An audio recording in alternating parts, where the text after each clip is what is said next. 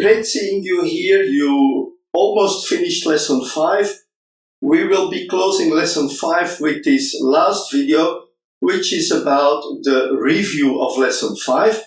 We were talking about project management principles, and in this video I will give you a quick review about the things that we studied in this lesson. And once you complete this video, you can continue with lesson 6. So let's have a look at the items that we discussed in lesson 5.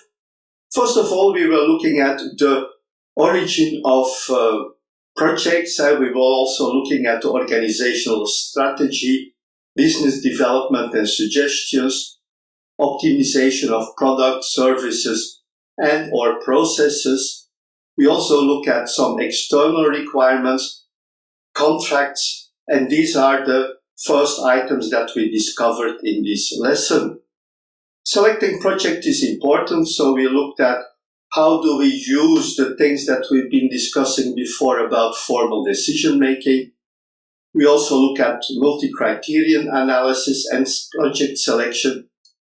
We use business knowledge and finance knowledge to select projects, to evaluate projects on their financial performance. We also look at decision trees. We define a return on investment policy where we will identify which parameters to evaluate when we want to evaluate projects. We look at the risk level of the project, also very important. Can we deal with the risk level of the project? Do the stakeholders agree with the risk level? It's a very important parameter in project selection. We also look at a business case. What is a business case?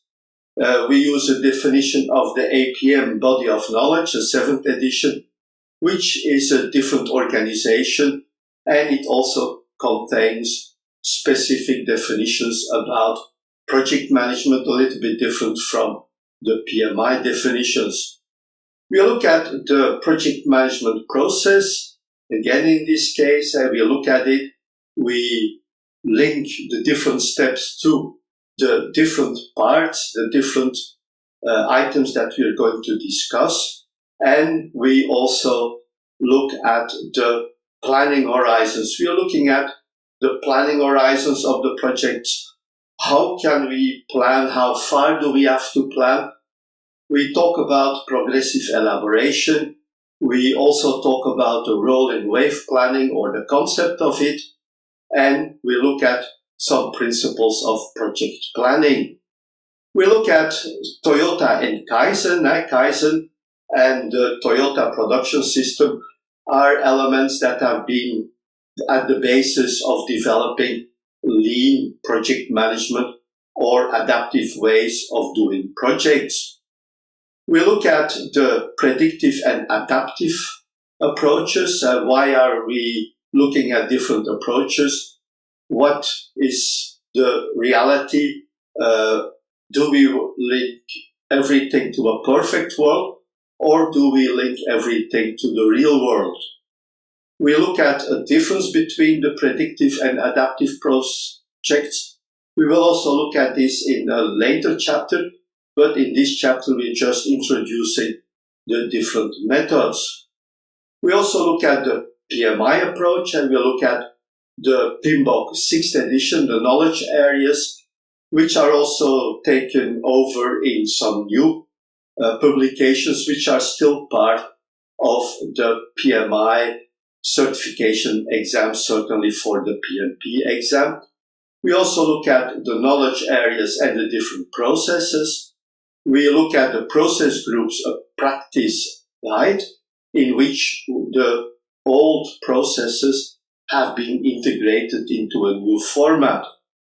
And we also look at the principles of project management as they are being defined in the PMBOK 7th edition.